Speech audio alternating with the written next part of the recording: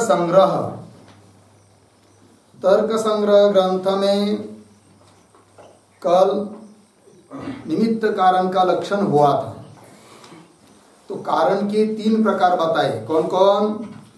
समवायी कारण, असमवायी कारण और निमित्त कारण। बराबर। तो तीनों के भी लक्षण बता दिए, लेकिन इस कारण के अलग अलग लक्षण किया। लेकिन कारण प्रपंच कहां से शुरू हुआ था? कोई याद है? सबसे पहले कहा था कि यथार्थ अनुभव वो 4 प्रकार का है, और उस यथार्थ अनुभव का करण भी 4 प्रकार का है। फिर करण समझने के लिए लक्षण किया करण का, क्या? असाधारणम कारणम करणम। तो करण के लक्षण में घटकीभूत पद आया था कारण, इसलिए कारण का लक्षण करना पड़ा। तो कारण का भी लक्षण किया था, क्या? कार्य नियत प्रवृत्ति कारणम। फिर उसी समय उसके भेद भी करने चाहिए थे, लेकिन भेद करने के पहले उस कारण के लक्षण में घटकीभूत पद आया था कार्य, इसलिए कार्य का भी एक लक्षण करा दिया, क्या? कार्यम प्रागभाव प्रतियोगी। फिर उसके बाद पुनः कारण का ही विवेचन चल रहा था, तो कारण के भेद कर दिया। तो कितने भेद हुए? 3। कौन कौन? समवायी कारण, असमवायी कारण और निमित्त कारण। अब इस कारण प्रपंच का उपसंहार कर रहे हैं, क्योंकि वहां से बात चली थी करण से, ठीक है कि नहीं? असाधारणम कारणम करणम। अब बता रहे तद एतत् त्रिविध कारण मध्ये यत् असाधारणम कारणम तदेव करणम। हो गया। तद एतत् त्रिविध कारण मध्ये, इस 3 कारणों में, त्या या 3 कारणामध्ये, 3 कारणों में क्या? यत् असाधारणम कारणम, जो असाधारण कारण है उसको बोलते हैं क्या? करण। है कि नहीं? पीछे भी लक्षण वही किया था ना, असाधारणम कारणम करण। इसके ऊपर पदकृत्यकार क्या कहते हैं देखिए। पदकृत्य तदेतदिति यस्मात् कारणात् करणत्व घटकम कारणम उपदर्शितम।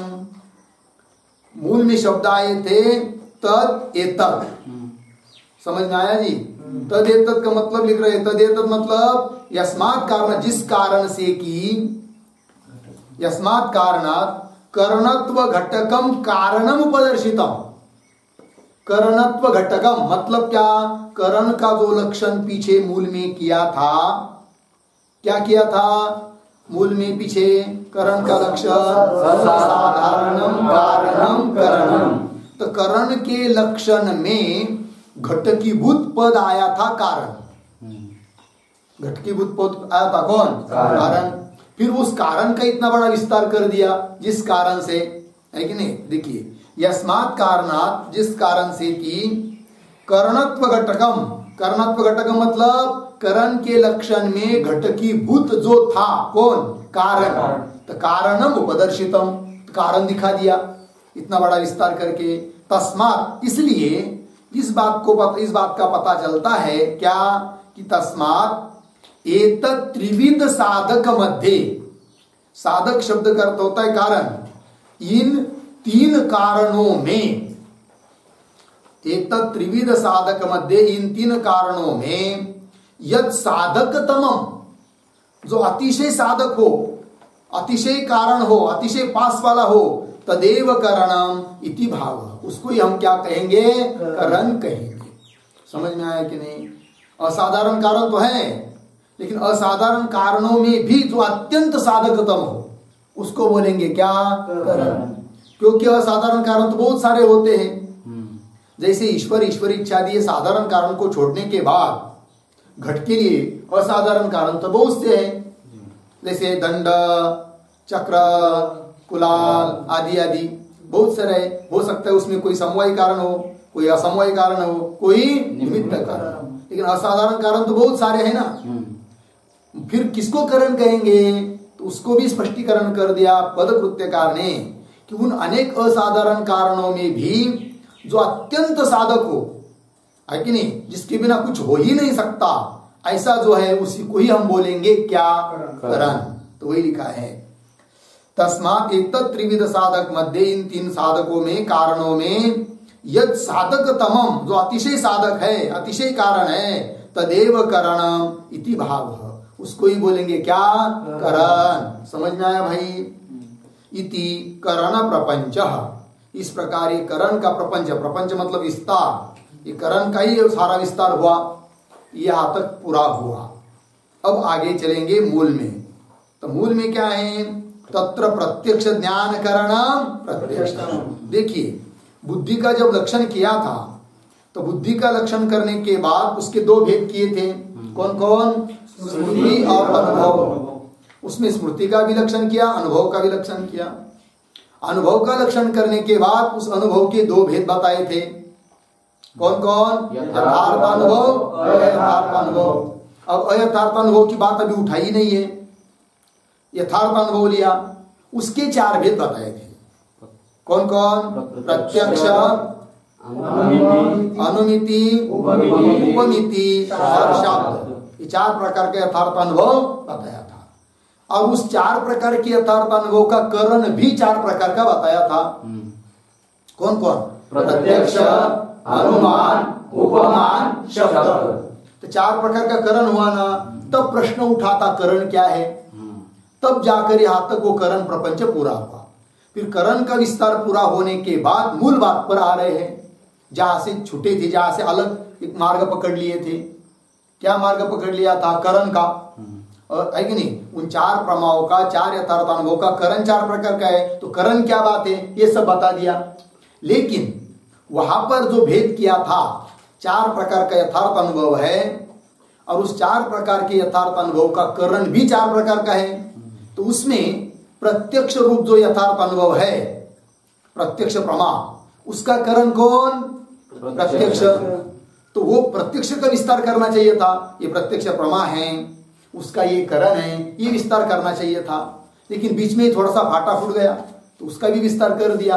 अब मूल बात पर आ रहे हैं। अब इस बात को बताना जा रहे हैं, उन चार प्रकार का जो यथार्थ अनुभव है, उसमें से पहला कौन, प्रत्यक्ष। अब उसका करण भी है कौन, प्रत्यक्ष, इसका विस्तार करेंगे। फिर उसके बाद दूसरे प्रकार का जो यथार्थ अनुभव है कौन, अनुमिति, उसका करण अनुमान, फिर उसका विस्तार करेंगे, उसका व्याख्या करेंगे। फिर उपमिति, उपमान, फिर शाब्दी, शब्द, इसका विस्तार करेंगे। तब जाकर पूरा होगा क्या, यथार्थ अनुभव का विवेचन। समझ में आया। फिर बचेगा क्या, अयथार्थ अनुभव। फिर अयथार्थ अनुभव के बारे में बाद में बताएंगे। यथार्थ अनुभव का पूरा होने के बाद अयथार्थ अनुभव का भी बताएंगे। हो गया इतना। फिर अनुभव के मुख्य दो भेद किए थे ना, कौन कौन, स्मृति, अनुभव। उसमें अनुभव के तो दो भेद किया, यथार्थ अयथार्थ, उसके और भेद किया। लेकिन स्मृति का कुछ भेद नहीं किया, केवल लक्षण किया था। फिर उस स्मृति के भी दो भेद बताएंगे, यथार्थ स्मृति, अयथार्थ स्मृति, उसका भी विस्तार करेंगे थोड़ा सा। वो होने के बाद फिर बुद्धि का विवेचन पूरा हो जाएगा। समझ में आया। बुद्धि क्या है, एक प्रकार का गुण है, 24 गुणों में गुण है बुद्धि।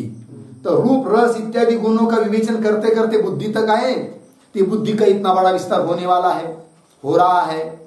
फिर वो पूरी इस प्रकार से बुद्धि का विवेचन पूरा होने के बाद फिर बचे हुए गुण, बुद्धि के आगे वाले, है कि नहीं, कितने बचेंगे, 16 नंबर के बुद्धि, 16 और कितना 24, फिर 8 बचे हुए गुण का विवेचन करेंगे।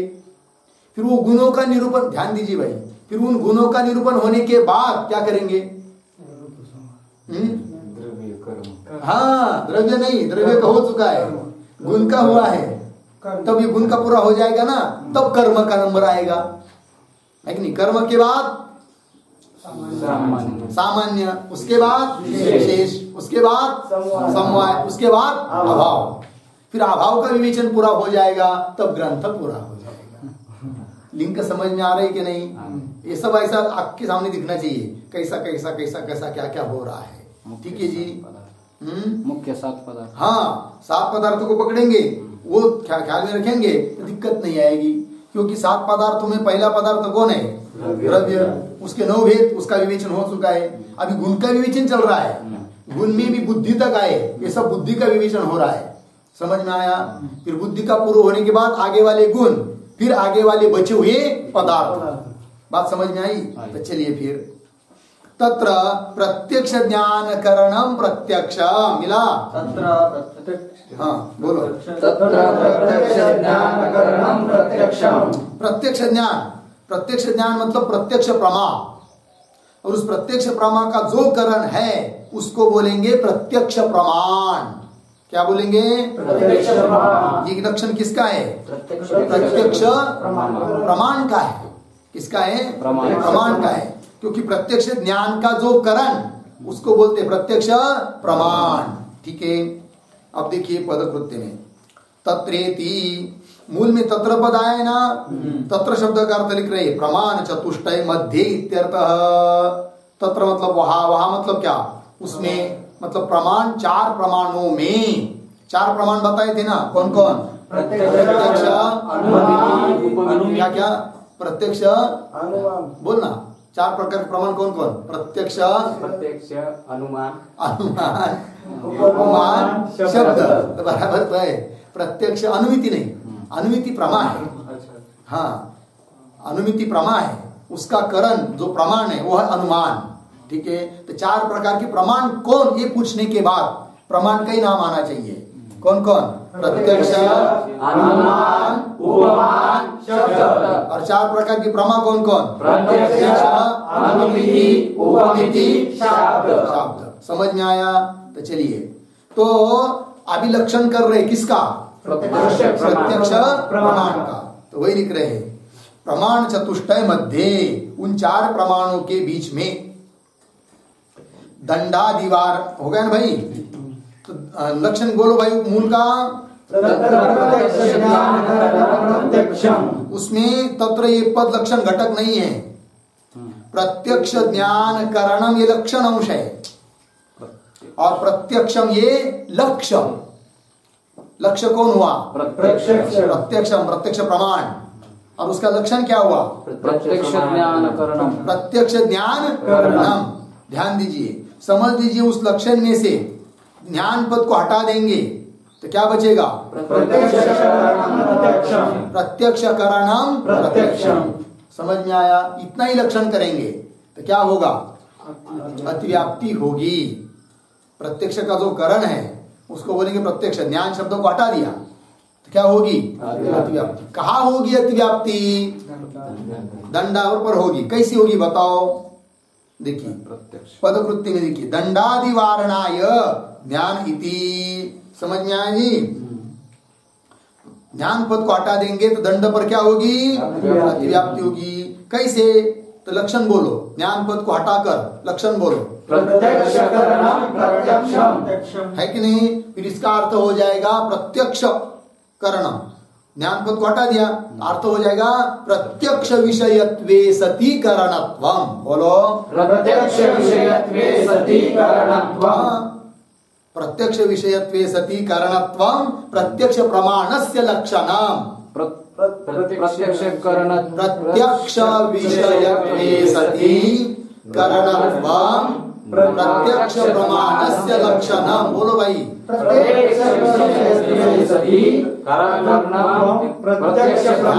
ध्यान नहीं, आप लोग पुस्तक में मत देखो, मैं जो बोल रहा हूँ उसको ही बोलेंगे तो समझ में आएगा।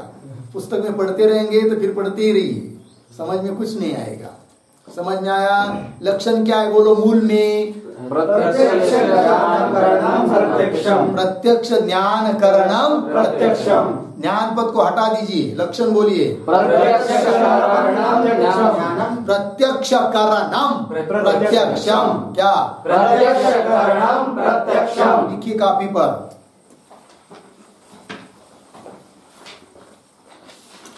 ज्ञान पद को हटाकर लक्षण लिखिए।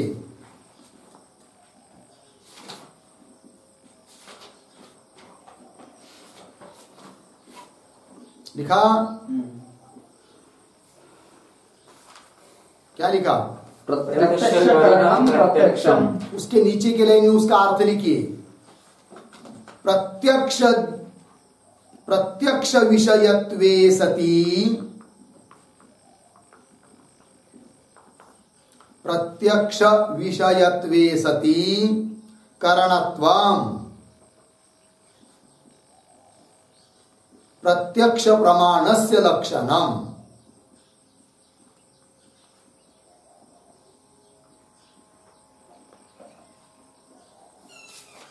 ठीक है, अर्थ देखिए भाई, क्या? प्रत्यक्ष विषयत्वे सति करणत्वम्। यह अर्थ निकल आएगा कब? ज्ञान पद को हटा देंगे तब। ध्यान दीजिए, अर्थ क्या होगा? प्रत्यक्ष विशेष विषयत्वे सति, मतलब जो प्रत्यक्ष ज्ञान का विषय है, प्रत्यक्ष का क्या है? विषय, और करण है। तो दंड घट के लिए करण है कि नहीं? और दंड का प्रत्यक्ष होता है कि नहीं? होता है। जैसे घट का प्रत्यक्ष होता है, उस प्रत्यक्ष ज्ञान का विषय कौन? घट। मठ का प्रत्यक्ष होता है, तो उसका उस प्रत्यक्ष ज्ञान का विषय कौन? घट। वैसे अयम दंड, इस प्रकार से दंड का प्रत्यक्ष हो रहा है, तो उस प्रत्यक्ष ज्ञान का विषय कौन? दंड। तो दंड प्रत्यक्ष का विषय हुआ कि नहीं? और करण है कि नहीं? घटादि के लिए करण भी है। तो फिर दंड को ही बोलना पड़ेगा प्रत्यक्ष प्रमाण। प्रत्यक्ष प्रमाण कौन है भाई? दंड। तो दंड में लक्षण जा रहा है, तो क्या हुई? अतिव्याप्ति। वो अतिव्याप्ति न हो, इसलिए लक्षण में पद दिया। कौन? ज्ञान। ज्ञान पद देने के बाद लक्षण बन जाएगा क्या? प्रत्यक्ष ज्ञान करणम प्रत्यक्षम। क्या क्या? प्रत्यक्ष ज्ञान करणम प्रत्यक्षम। तब उसका अर्थ हो जाता है प्रत्यक्ष का विषय नहीं, अभी प्रत्यक्ष ज्ञान का करण चाहिए। क्या जी? प्रत्यक्ष ज्ञान का करण चाहिए, उसको हम बोलते हैं क्या? प्रत्यक्ष प्रमाण, है कि नहीं? अब दंड पर अतिव्याप्ति नहीं होगी। दंड करण तो है घट के लिए, प्रत्यक्ष ज्ञान के लिए करना है क्या? नहीं। तब अतिव्याप्ति नहीं होगी। ज्ञान पद देने से क्या लाभ हुआ? दंड पर होने वाले अतिव्याप्ति का कारण हुआ। और ज्ञान पद देने के बाद लक्षण का आकार क्या हुआ? प्रत्यक्ष ज्ञान करणम प्रत्यक्षम। प्रत्यक्ष ज्ञान करणम प्रत्यक्ष प्रमाण। प्रत्यक्ष ज्ञान का जो करण है उसको बोलते प्रत्यक्ष प्रमाण। समझ में आया? अब पंक्ति देखिए, दंडादिवारणाय ज्ञान इति हो गया। आगे चलेंगे। अब एक काम कीजिए, लक्षण बोलिए एक बार मूल का। प्रत्यक्ष ज्ञान करणम प्रत्यक्षम। बराबर। उसमें से अब प्रत्यक्ष पद को हटा दीजिए और लक्षण बोलिए। ज्ञान करणम प्रत्यक्षम। अर्थ क्या होगा? ज्ञान का जो करण है उसको प्रत्यक्ष प्रमाण बोलेंगे। तो लक्षण कर रहे किसका? प्रत्यक्ष प्रमाण का। उसकी क्या होगी? अतिव्याप्ति बोलेंगे। कहा? अनुमान प्रमाण पर अतिव्याप्ति होगी, क्योंकि ज्ञान का करण ना, तो अनुमान प्रमाण के द्वारा जो ज्ञान उत्पन्न होता है वो अनुमिति ज्ञान है, और उस अनुमिति ज्ञान के लिए अनुमान करण है कि नहीं? और लक्षण क्या आपका? केवल ज्ञान का करण। तो ज्ञान का करण जैसा प्रत्यक्ष प्रमाण है, वैसा ज्ञान का करण अनुमान भी है, ज्ञान का करण उपमान भी है, ज्ञान का करण शब्द भी है। तो लक्षण कर रहे हैं प्रत्यक्ष का, जा रहा है अनुमान इत्यादि के ऊपर। तो क्या हुई? अतिव्याप्ति। वो अतिव्याप्ति न हो इसलिए लक्षण में पद दिया। कौन सा? प्रत्यक्ष। हमको किसी भी ज्ञान का करण नहीं चाहिए, प्रत्यक्ष ज्ञान का ही करण चाहिए। अब अनुमान पर अतिव्याप्ति होगी क्या? नहीं। क्यों? अनुमान ज्ञान के लिए करण नहीं है क्या? ज्ञान के लिए करण है, लेकिन प्रत्यक्ष ज्ञान के लिए करण नहीं है। और हमको तो प्रत्यक्ष ज्ञान के लिए जो करण है उसको हम बोलते हैं क्या? प्रत्यक्ष प्रमाण। समझ में आ रही बात? चलिए पुस्तक में देखिए, अनुमानादि वारणाय प्रत्यक्षेति हुआ ना। अनुमानादि प्रमाण के ऊपर अतिव्याप्ति न हो इसलिए पद दिया। कौन सा? प्रत्यक्ष। आगे चलेंगे। अब आगे क्या है भाई? बोलो। हाँ ध्यान दीजिए। चलिए, तो प्रमाण का तो लक्षण कर दिया ना। क्या लक्षण किया प्रमाण का? प्रत्यक्ष प्रमाण का बोलो। प्रत्यक्ष ज्ञान करणम। एक स्वर में बोलो। प्रत्यक्ष ज्ञान करणम प्रत्यक्षम। हुआ कि नहीं? प्रत्यक्ष ज्ञान का करण। प्रत्यक्ष ज्ञान मतलब प्रत्यक्ष प्रमा। उस प्रत्यक्ष प्रमा का जो करण है उसको बोलेंगे प्रत्यक्ष प्रमाण। लेकिन प्रत्यक्ष प्रमा मतलब प्रत्यक्ष ज्ञान, इसका ही लक्षण नहीं किया अभी तक। तो किया क्या इसके पहले? प्रत्यक्ष ज्ञान किसको कहते हैं, अर्थात प्रत्यक्ष प्रमा क्या चीज है, इसका लक्षण ही नहीं किया और करण का लक्षण कर दिया। प्रत्यक्ष ज्ञान का जो करण है उसको बोलते हैं प्रत्यक्ष प्रमाण। लेकिन प्रत्यक्ष प्रमाण का लक्षण तब समझ में आएगा जब प्रत्यक्ष ज्ञान का लक्षण हमको पता रहेगा। प्रत्यक्ष ज्ञान किसको कहते, प्रत्यक्ष प्रमा किसको कहते, ये जब पता रहेगा तब समझ में आया कि नहीं।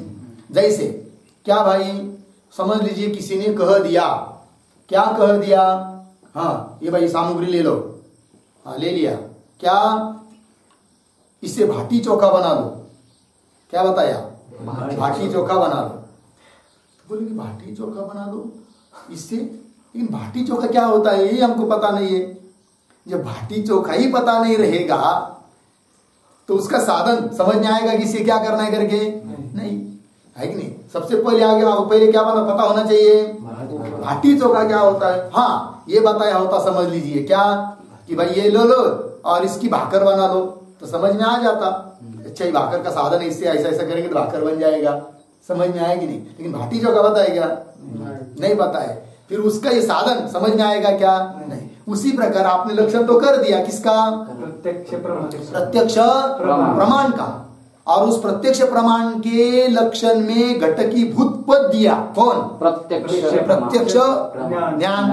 प्रत्यक्ष ज्ञान बोलिए प्रत्यक्ष प्रमाण, और वो प्रत्यक्ष ज्ञान ही हमको पता नहीं है तो उसका करण समझ में आएगा क्या? नहीं। इसलिए अब क्या बताना पड़ेगा पहले? प्रत्यक्ष ज्ञान क्या है समझ में आया, तो अब उसका लक्षण कर रहे हैं प्रत्यक्ष ज्ञान का, अर्थात प्रत्यक्ष प्रमा का। इंद्रियार्थ सन्निकर्षजन्यम ज्ञानम प्रत्यक्षम। इंद्रियार्थ सन्निकर्षजन्यम ज्ञानम प्रत्यक्षम। आगे क्या है? ज्ञानाकरणकम ज्ञानम प्रत्यक्षम। ज्ञानाकरणकम ज्ञानम प्रत्यक्षम। तद्विदम निर्विकल्पकम सविकल्पकम च इति। निर्विकल्पकम सविकल्पकम च इति। देखिए भाई, यहाँ प्रत्यक्ष प्रमा के दो लक्षण किया है, तो पहले समझ लेते हैं। इंद्रियार्थ सन्निकर्ष जन्यम ज्ञानम प्रत्यक्षम, प्रत्यक्ष ज्ञान का लक्षण है, प्रत्यक्ष प्रमा का लक्षण है। ध्यान दीजिए। इंद्रिय पता है कौन कौन ज्ञानेन्द्रिय बताइए? श्रोत्र, चक्षु, त्वचा, रसना, घ्राण, 5 ज्ञानेन्द्रिय है। और 5 ज्ञानेन्द्रियों के 5 विषय भी होते हैं। जैसे श्रोत्र का विषय शब्द, त्वक का विषय चक्षु, चक्षु का विषय रूप, रसना का विषय रस, घ्राण इंद्रिय का विषय समझ में आया। अब ध्यान दीजिए, श्रोत्र इंद्रिय हम लोगों के पास है कि नहीं? और बाजा बज रहा है बीड़ में। कहाँ बज रहा है? सुनाई देगा क्या? क्यों बज नहीं रहा है क्या? बज रहा है, फिर क्यों नहीं सुनाई दे रहा है? हाँ, इंद्रिय और उस शब्द का क्या नहीं है? समझ में आया। रसन इंद्रिय है कि नहीं? है। और रसगुल्ले बनाए और आड़स में रख दिए, प्रत्यक्ष होगा? नहीं होगा। क्यों? सन्निकर्ष नहीं है। किसका? रसन इंद्रिय का और रसगुल्ले का क्या नहीं है? सन्निकर्ष नहीं है। इसका मतलब इंद्रिय और उनका जो अपना अपना विषय है उनके साथ क्या होना पड़ता है? सन्निकर्ष। तब जाकर ज्ञान उत्पन्न होता है। क्या मीठा है, फीका है, तिखट है, खारट है, कैसा है करके, है कि नहीं? शब्द अच्छा है, बुरा है, जो भी कुछ हो, ज्ञान उत्पन्न होता है। तो ज्ञान कब उत्पन्न होता है? जब इंद्रिय और अर्थ, अर्थ मतलब विषय, इंद्रिय और अर्थ का जब सन्निकर्ष होता है। समझ में आया कि नहीं? तो वही लक्षण किया। इंद्रिय और अर्थ के सन्निकर्ष से जो ज्ञान उत्पन्न होता है उसको बोलते हैं क्या? प्रत्यक्ष ज्ञान। समझ में आया। अब प्रत्यक्ष ज्ञान जब समझ में आया तब प्रत्यक्ष ज्ञान का करण समझ में आएगा कि नहीं? आएगा। जैसे घट सामने रखा है, अयम घटः, ये प्रत्यक्ष ज्ञान उत्पन्न हुआ, है कि नहीं? और प्रत्यक्ष प्रमाण किसको कहते हैं? इंद्रिय नहीं, प्रत्यक्ष प्रमाण। प्रत्यक्ष ज्ञान करण प्रत्यक्ष ज्ञान का जो करण है। यहाँ पर प्रत्यक्ष ज्ञान उत्पन्न हुआ, उस ज्ञान का आकार क्या है? अयम घट। फिर अयम घट इस प्रकार का जो प्रत्यक्ष ज्ञान, उसका करण, करण मतलब असाधारण कारण कौन है? चक्षु। तो चक्षु हुआ प्रत्यक्ष प्रमाण। चक्षु क्या हुआ? प्रत्यक्ष प्रमाण। समझ में आया भाई?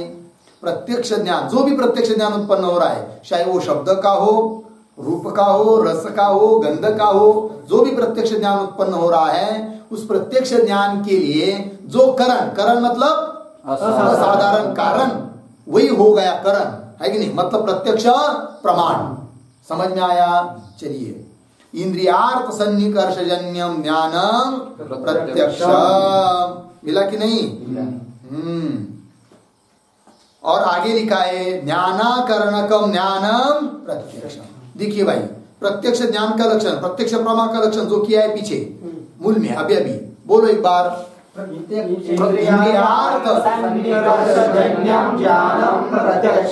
प्रत्यक्ष प्रमा का लक्षण बोलो, ऐसा बोलने पर यही बोलना है।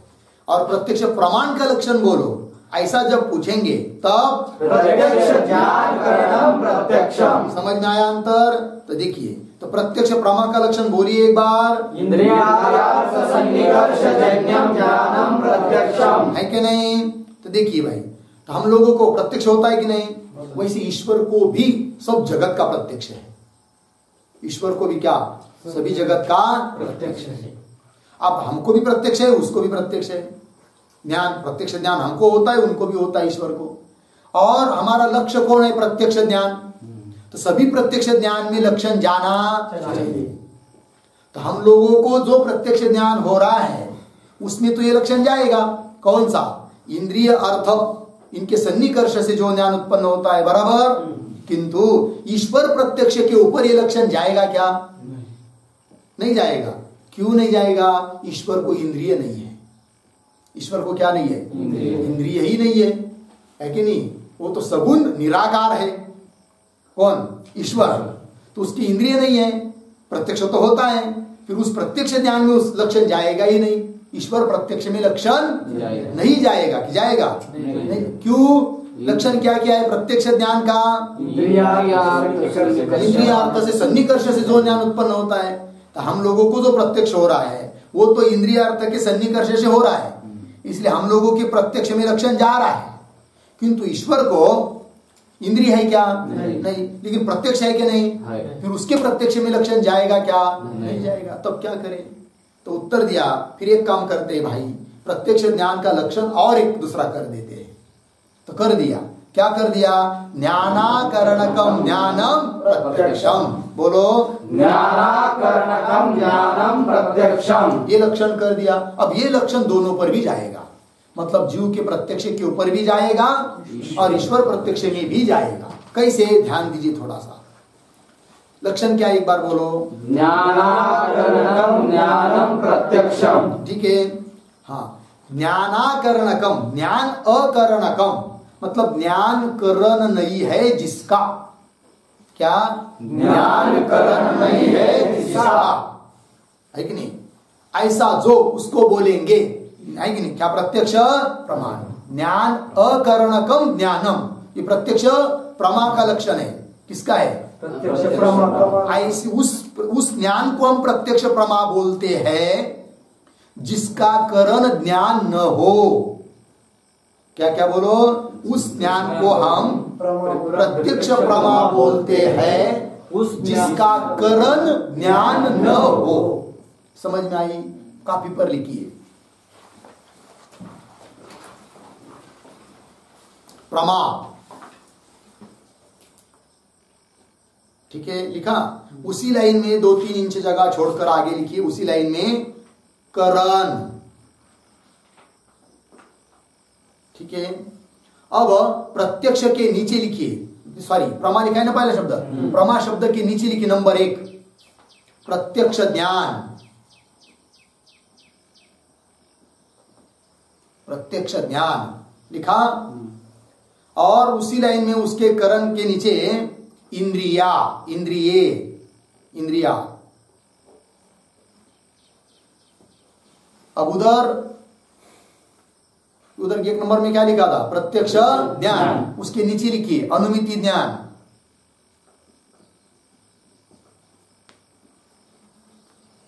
अनुमिति ज्ञान। उसी लाइन में आगे करण के नीचे है कि नहीं? हाँ, क्रमशः उसके नीचे लिखेंगे व्याप्ति ज्ञान। व्याप्ति ज्ञान हुआ। फिर उधर लिखिए किसके नीचे? अनुमिति ज्ञान के नीचे लिखेंगे उपमिति ज्ञान। और उसी लाइन में इधर लिखेंगे सादृश्य ज्ञान। सादृश्य ज्ञान हुआ। फिर उधर लिखेंगे 4 नंबर पर शाब्दी प्रमा। शाब्दी प्रमा। फिर इधर लिखेंगे शब्द ज्ञान। शब्द ज्ञान हुआ।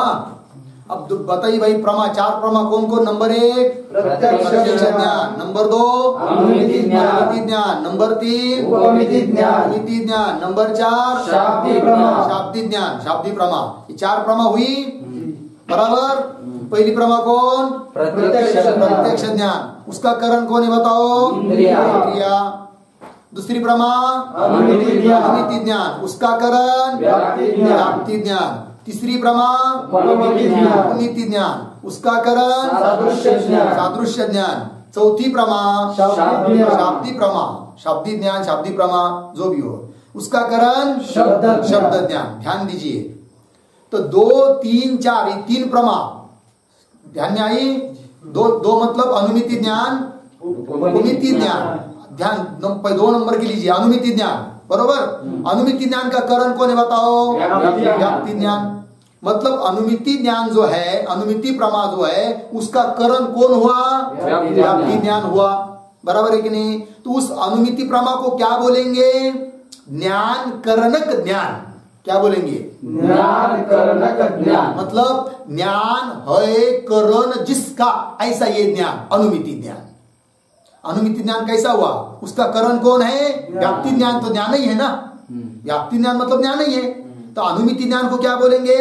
ज्ञान करणक ज्ञान। क्या बोलेंगे? ज्ञान करणक ज्ञान। अर्थ क्या होगा? ज्ञान है करण जिसका, ऐसा ये ज्ञान है। कौन सा? अनुमिति ज्ञान। क्योंकि उसका करण कौन है? व्याप्ति ज्ञान। तो ज्ञान ही तो है। बात समझ में आई कि नहीं? चलिए नंबर 3 पर कौन है? उपमिति ज्ञान। उपमिति ज्ञान प्रमा है वो। उसका करण कौन है बोलो? सादृश्य ज्ञान। तो ज्ञान ही है ना वो भी। इसको भी क्या बोलेंगे हम लोग? ज्ञान करणक ज्ञान। ऐसी हो गई उपमिति भी। जैसे अनुमिति ज्ञान करणक ज्ञान है ना, वैसे उपमिति भी क्या हुई? ज्ञान करणक ज्ञान। ज्ञान है करण जिसका, ऐसा ये उपमिति ज्ञान हुआ। समझ में आया कि नहीं? चलो चौथी प्रमा बताइए। शाब्दी प्रमा। शाब्दी ज्ञान, शाब्दी प्रमा। उसका करण कौन है बताओ तो? शब्द ज्ञान। तो वहां पर भी करण कौन है? ज्ञान ही तो है। शब्द ज्ञान मतलब ज्ञान ही तो करण है ना। तो उसको भी क्या बोल सकते फिर? ज्ञान करणक ज्ञान। ज्ञान करणक ज्ञान। समझ में आया कि नहीं? ये तीनों भी कैसी हुई? अनुमिति, उपमिति और शाब्दी, तीनों भी कैसी हुई? ज्ञान करणक ज्ञान। इतना बात समझ में आया। अब नंबर 1 पर आइए। पहली प्रमा कौन है? प्रत्यक्ष ज्ञान है कि नहीं? उसका करण कौन है? इंद्रिया मतलब ज्ञान है क्या? नहीं। इंद्रिया क्या है? वस्तु है, द्रव्य है। इंद्रिया क्या है? द्रव्य है ना। बताया नहीं था क्या? पृथ्वी के 2 भेद है कि नहीं? नित्य, अनित्य, अनित्य पृथ्वी के 3 भेद। इंद्रिया सब द्रव्य में आती है ना। तो इंद्रिया मतलब ज्ञान है क्या? नहीं। फिर इस जो पहले नंबर की प्रत्यक्ष प्रमा है, प्रत्यक्ष ज्ञान है, उसको हम लोग ये बोल सकते हैं क्या? कैसा? ज्ञान करणक ज्ञान है, ऐसा बोल सकते हैं क्या? नहीं। क्यों? उसका करण ज्ञान नहीं है। ज्ञान नहीं। यदि उस प्रत्यक्ष ज्ञान का, प्रत्यक्ष प्रमा का भी करण यदि ज्ञान होता तो उस प्रत्यक्ष प्रमा को भी हम बोल सकते थे क्या? ज्ञान करणक ज्ञान। लेकिन बोल सकते हैं क्या? नहीं। फिर ज्ञान नहीं बोल सकते ना। नहीं। फिर ये बोल सकते कि नहीं? बोलो, मैं बोलता हूं। ज्ञान अकरणक ज्ञान, ये बोल सकते कि नहीं? ये बोल सकते। तो अर्थ क्या होगा? ज्ञान अकरणक मतलब ज्ञान करण नहीं है जिसका, ऐसा ये ज्ञान है। कौन सा? प्रत्यक्ष ज्ञान। तो बोल सकते कि नहीं? तो क्या लक्षण बना? ज्ञान अकरणक ज्ञान है कि नहीं? तो हम लोगों का जो प्रत्यक्ष ज्ञान है, अयम घट अयम पट इत्यादि, उस पर लक्षण गया कि नहीं? क्यों? वो ज्ञान भी कैसा है? ज्ञान अकरणक ज्ञान है। उसके लिए ज्ञान करण नहीं, इंद्रियादिक है कोई भी हो, लेकिन ज्ञान करण नहीं है। लक्षण गया कि नहीं हम लोगों के प्रत्यक्ष में? अब अव्याप्ति कहाँ हो रही थी? ईश्वर के प्रत्यक्ष में, उस पर भी लक्षण जाएगा। क्यों? ईश्वर का ज्ञान भी कैसा है? ज्ञान अकरणक ज्ञान है। उसके ज्ञान के लिए भी करण दूसरा कोई ज्ञान नहीं है। समझ में आया कि नहीं? तो वो भी ज्ञान कैसा हुआ? ज्ञान अकरणक ज्ञान हुआ। क्या क्या? ज्ञान अकरणक ज्ञान। तो दोनों प्रत्यक्ष में लक्षण चला गया कि नहीं? तो गया। तो अव्याप्ति का वारण, दोनों पर लक्षण गया। समझ में आया? तो क्या लक्षण बना? फिर बोलो, ज्ञान अकरणक ज्ञान है कि नहीं? क्या लिखा है? ज्ञान अकरणकम ज्ञानम प्रत्यक्षम। बोलो, ज्ञान अकरणकम ज्ञानम प्रत्यक्षम। हो गया भाई। देखिए, तो जो पहला प्रत्यक्ष है ना, इंद्रियार्थ सन्निकर्ष जन्यम ज्ञानम प्रत्यक्ष, ये जन्य प्रत्यक्ष का लक्षण समझिए। इसको क्या समझेंगे? जन्य प्रत्यक्ष का। और ईश्वर का प्रत्यक्ष उत्पन्न नहीं होता है, ईश्वर का ज्ञान नित्य है। ईश्वर का ज्ञान क्या है? नित्य है। तो केवल जन्य प्रत्यक्ष का यदि लक्षण करना हो तो पहला लक्षण कौन सा? इंद्रियार्थ सन्निकर्ष जन्यम ज्ञानम प्रत्यक्षम। समझ में आया? और यदि हम लोगों का जन्य प्रत्यक्ष और ईश्वर का नित्य प्रत्यक्ष दोनों का मिलकर लक्षण करना हो तो दूसरा लक्षण कौन सा? ज्ञान अकरणकम ज्ञानम प्रत्यक्षम। समझ में आई बात? चलिए आगे। तद्विधम, तद्विधम मतलब दो प्रकार के होते हैं। क्या? ज्ञान। कौन सा? प्रत्यक्ष ज्ञान। ये देखिए, इंद्रियार्थ सन्निकर्ष जन्यम ज्ञानम प्रत्यक्षम तद्विधम। तत् शब्द किसका परामर्शक रहता है? पीछे का। पीछे किसका विवेचन हुआ? प्रत्यक्ष ज्ञान का। फिर वो प्रत्यक्ष ज्ञान दो प्रकार का है।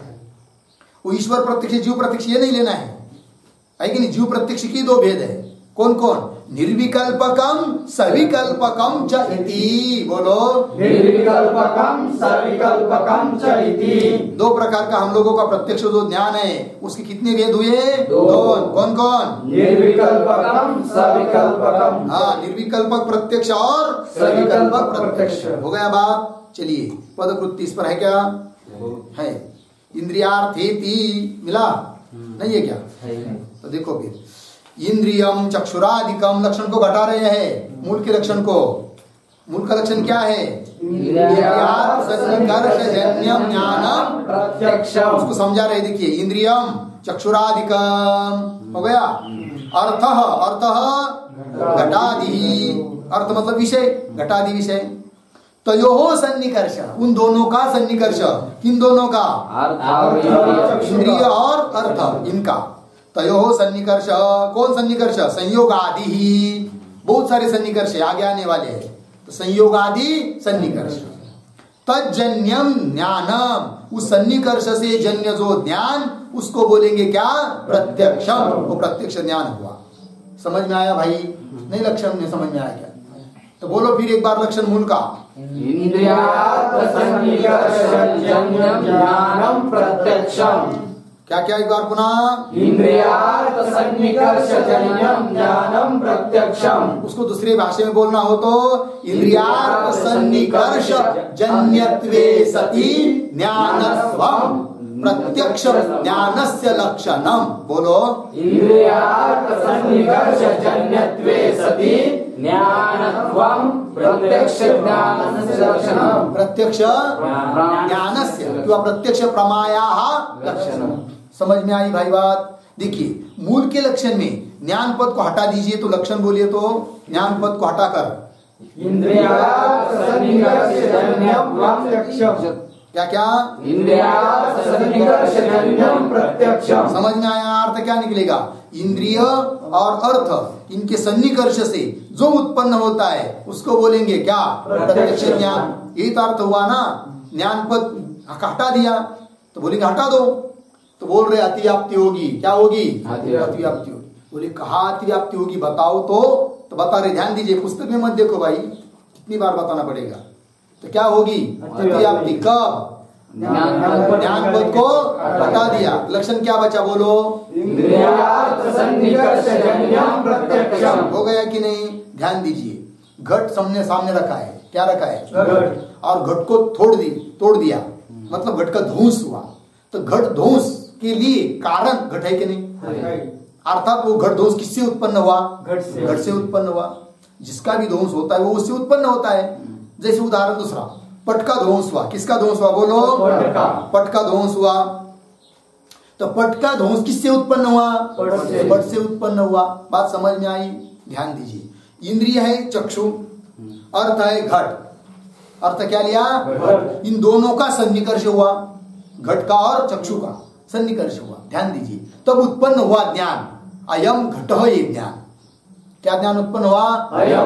अयम घट। यह ज्ञान इंद्रिय अर्थ के सन्निकर्ष से जन्य है कि नहीं? लक्षण गया प्रत्यक्ष ज्ञान पर, कोई बात नहीं। लेकिन वो इंद्रिय और घट का जो संयोग हुआ है वो हमेशा रहता है क्या? नहीं। उसका भी क्या हो जाता है? ध्वंस होता है कि ध्वंस? किसका ध्वंस? इंद्रिय और अर्थ, इनके सन्निकर्ष का ध्वंस हुआ कि नहीं? फिर उस ध्वंस के लिए कारण कौन? बोलो लक्षण बोलो एक बार।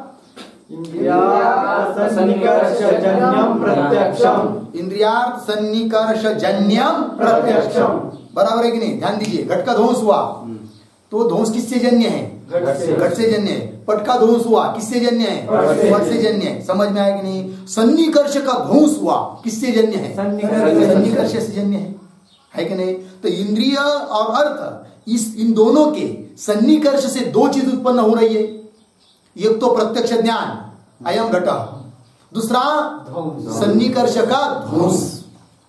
समझ में आया कि नहीं? दो उत्पन्न हुई कि नहीं? किससे? इंद्रिय और अर्थ के सन्निकर्ष से दो चीज उत्पन्न हुई, एक तो ज्ञान, दूसरा ध्वंस। तो ज्ञान तो हमारा लक्ष्य ही है, कोई बात नहीं, किंतु ध्वंस भी सन्निकर्ष जन्य हुआ कि नहीं? लक्षण कर रहे किसका? ज्ञान का। गया किसमें? ध्वंस में। तो क्या हुई? अतिव्याप्ति। समझ में आया? कौन सा पद हटाने के बाद? ज्ञान पद को हटा दिया तो अतिव्याप्ति हुई। अब ज्ञान पद जोड़ दीजिए तो लक्षण क्या बनेगा? इंद्रियार्थ सन्निकर्षजन्यम ज्ञानम प्रत्यक्षम, है कि नहीं? ध्यान दीजिए भाई, पुस्तक में देखने के लिए किसने कहा?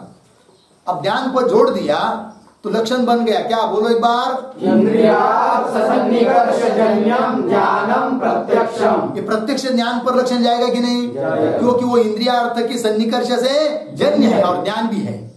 अब ध्वंस पर लक्षण जाएगा क्या? नहीं जाएगा। क्यों? ध्वंस इंद्रियार्थ सन्निकर्ष से जन्य नहीं है क्या? ध्वंस है लेकिन ज्ञान है। और हमको क्या चाहिए? इंद्रियार्थ सन्निकर्ष से जन्य भी चाहिए और ज्ञान भी चाहिए। ज्ञान पद देने से अब अतिव्याप्ति नहीं होगी। ज्ञान पद देने का क्या लाभ हुआ? ध्वंस पर होने वाले अतिव्याप्ति का वारण हुआ। इतनी बात समझ में आई? अब पुस्तक में देखिए, इंद्रियम चक्षुरादिकम अर्थ घटादि तयो सन्निकर्ष संयोगादि तज्जन्यम ज्ञानम प्रत्यक्षम इत्यर्थ मिला। आगे सन्निकर्ष ध्वंस वारणाय, मिला की पंक्ति? सन्निकर्ष का जो ध्वंस है उस पर अतिव्याप्ति न हो इसलिए ज्ञानम इति कौन पद दिया? ज्ञान पद दिया। हो गया भाई? आगे चलेंगे। अब मूल का लक्षण बोलो एक बार। इंद्रियार्थ सन्निकर्षजन्यम ज्ञानम प्रत्यक्षम। बोलो एक बार। इंद्रियार्थ सन्निकर्षजन्यम ज्ञानम प्रत्यक्षम। उसमें से इंद्रियार्थ सन्निकर्ष जन्यम इस पद को हटा दीजिए और लक्षण बोलिए। ज्ञानम प्रत्यक्षम। क्या? ज्ञानम प्रत्यक्ष। अर्थ क्या होगा? जो ज्ञान है वो प्रत्यक्ष है। तो लक्षण कर रहे प्रत्यक्ष का जाएगा किसमें? अनुमिति इत्यादि में, क्योंकि वो भी ज्ञान है। अतिव्याप्ति होगी। वो अनुमिति इत्यादि के ऊपर अतिव्याप्ति न हो इसलिए लक्षण में पद जोड़ा। कौन सा? इंद्रियार्थ सन्निकर्षजन्यम। हाँ, समझ में आया कि नहीं? अब अनुमिति के ऊपर अतिव्याप्ति होगी क्या? कि वो ज्ञान नहीं है क्या? है, लेकिन इंद्रियार्थ सन्निकर्ष से जन्य नहीं है। बात समझ में आया? अब पंक्ति देखिए, अनुमित्यादि वारणाय, मिला पंक्ति? अनुमिति इत्यादि ज्ञान पर अतिव्याप्ति न हो, इसलिए लक्षण में पद दिया इंद्रियार्थ सन्निकर्ष इति। हो गया, पूरा लक्षण बन गया। फिर तो बोलो लक्षण क्या हुआ? इंद्रियार्थ सन्निकर्षजन्यं ज्ञानं प्रत्यक्षम। हुआ कि नहीं? इंद्रियार्थ सन्निकर्षजन्यम ज्ञानम प्रत्यक्षम हो गया। अब इस पर एक शंका कर रहे पूर्व पक्षी। समझ में आया क्या शंका कर रहे? देखिए पढ़िए। ननु सोपनेत्र चक्षुषा कथम पदार्थ ग्रहणम चक्षुषः उपनेत्र निरुद्धत्वेन पदार्थेन सह सन्निकर्ष अभावात्। एक बार उदाहरण देकर दिक्कत दिखाई उसने, है कि नहीं?